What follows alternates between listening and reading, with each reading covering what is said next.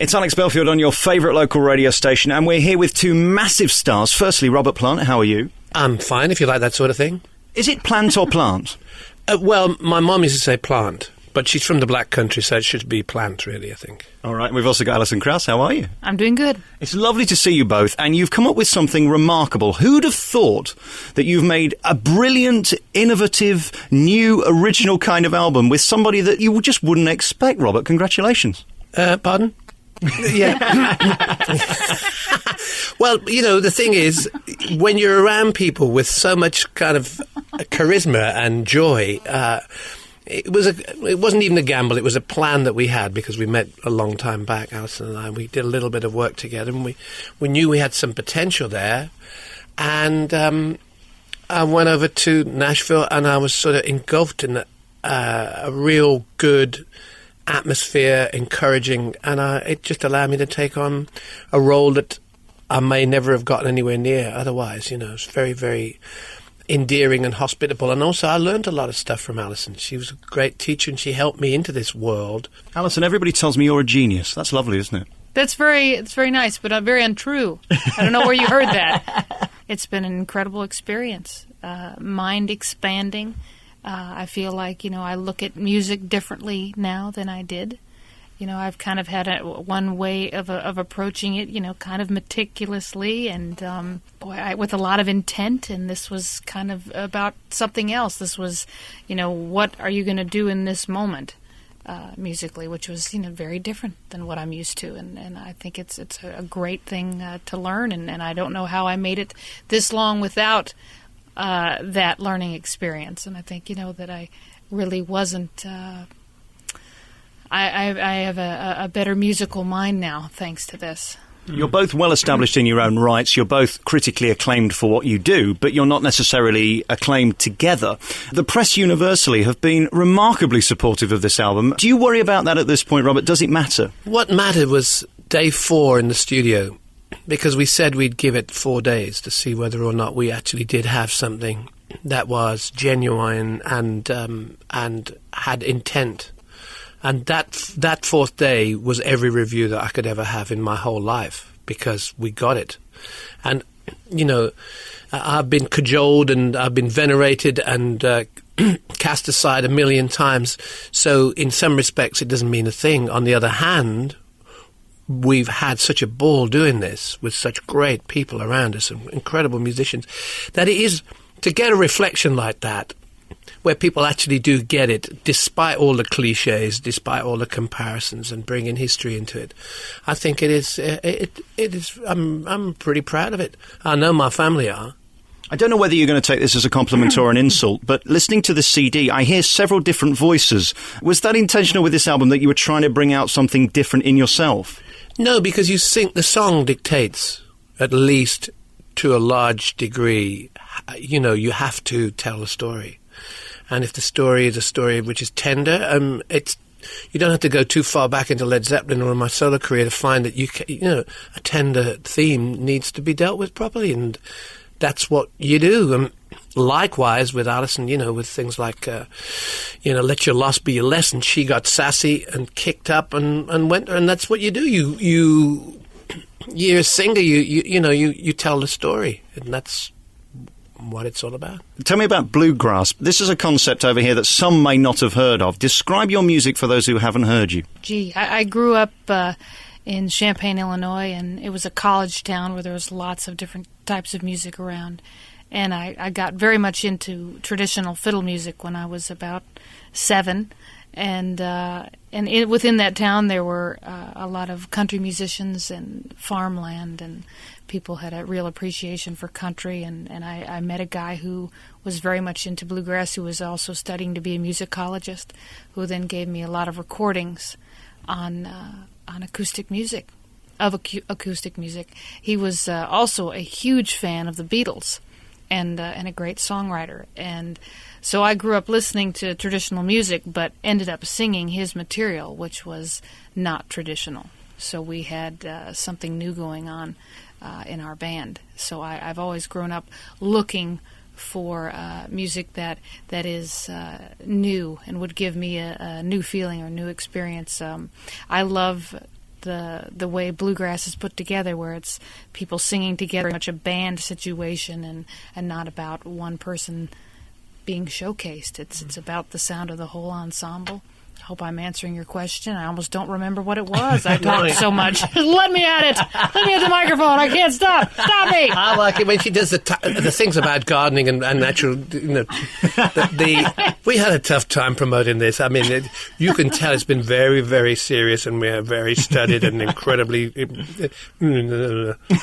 Are you having fun with your career now? Because when you start out, I presume you've got a lot to prove, and you need to be successful, and then you've got a lot of people who are around you wanting to make money out of you. At this point in both of your careers, are you able to go, actually, I want to do this for me regardless of success or other people? Was that the point of this project? Hey, since 1967, I've done everything I've ever been involved in has been about myself or the people I've been working with doing it for themselves.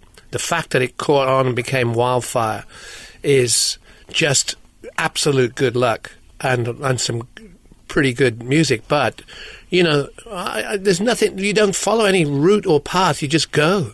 The gift is there, So there's a lot of luck involved to be found and to be listened to. It ain't about, I suppose it's just not so luck so much as happenstance, I mean, so many things that I've done, especially recently, with Strange Sensation and being in the Sahara with the Tuareg, that sort of thing is mind expanding without the drugs. It's like incredible. And then to take the chance that Alison said, yeah, okay, let's try it with T-Bone, and let's try it. And to find that it sounds like this, for all the humour that we may be employing in this conversation, it's only because we're, completely crazed from talking about it. But if you listen to it, the intention is so mutual and on it. It's really quite, it's panoramic sound, One of the things I always found fascinating with a new album is your judgment in knowing that a song is good. How do you know that it works? Because presumably it's just your opinion against someone else. Do you have an instinct to go, that's a great line, that's a great melody, that's a great harmony? How do you put your songs together? If you relate to it, if it speaks to you, if it's inspiring and you're telling the truth, I mean, that's what makes it good. So what's the process? Is it words first or music first? I don't write. I can edit a tune. If it doesn't, if it's close enough to something that I love, I can edit it and make it into something that I do love. But as far as writing, I really don't. So I'm interpreting somebody else's story, and it's the same thing if I'm telling the truth. I don't want to get too airy-fairy with you both, but if you haven't got a connection between you, is it impossible to make a great record? Can you fake that kind of unity that you have with the two voices? Boy, that is a good question. That's one of the best questions I've heard, actually. I don't know the answer because I'm really so into working with Alison that I don't know what it would be like to fake it. I think we've been so open with each other as people, and the sense of humour and the sort of diligence that it's real. So I haven't ever actually worked with another vocalist anyway. I don't know. Alison has. She's worked with...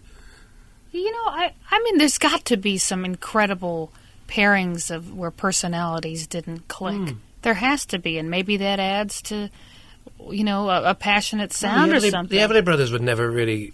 They used to... But they were brothers. You can't count that. Yeah, I suppose so, yeah. No, but I mean, really, Yeah. But they didn't speak for ages. But they sang. Yeah. They hated each other so much. But that's very interesting. Can you fake it? I guess people do, yeah. Oh, yeah. Yeah, and it works out fine. I can't stand you, I'm leaving. But first, let's cash this check. Okay. No, but I mean, Yeah, they do that. I know people who do that. I'm old enough to have looked down on people who are now legends in their own lunch break, and they don't like it. I want to ask you about your fans, the Zepp fans. How are they going to regard this album? Do you think this is something that is going to change you forever, or are you happy to still do both? Well, that's as bad a question as the other one was good, really, in as much as... Thanks. Don't sugarcoat it. Yeah. I mean, it doesn't matter. It just doesn't matter. I love everybody, and it doesn't matter. You just sing songs and you keep going, and people who like Led Zeppelin in 100% will like at least 75% of this if they're open enough for it. And if they're not, they're not. It doesn't matter. It's just for us and for the musicians in T-Bone and the people who support the whole thing. this is not about world domination. This is just about great kick-ass music, you know. But are you surprised then by the response you've had from the media that they're so surprised that you've brought this out? Because it is so different and unique and good. Often when people go to something else, it's never as good as you remember. So to get number 2 in America and number 2 here this week, I mean, it's remarkable. Yeah, but why aren't we number 1? That's what I want to know. Oh, no. But do you really feel like... Do you really feel... I saw Don Henley last night. He's not happy being number 1.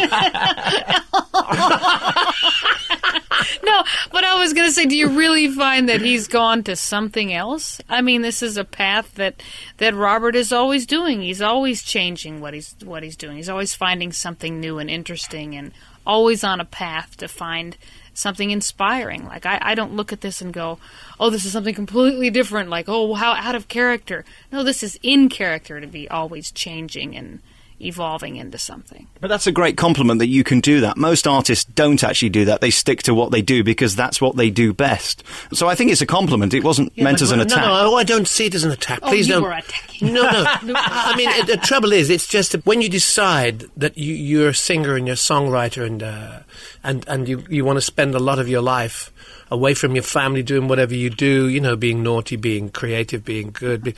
Being naughty? Well, yeah. You've got to decide that you've got to do it for the right reasons and not just out of repetition. I'm not a one-trick pony. I like to experiment and I like to be challenged, and Lord knows, working with Alison has been a challenge, you know.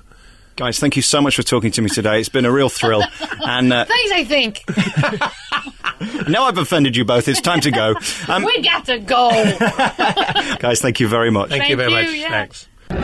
The Alex Belfield In Conversation podcast with daisymedia.co.uk.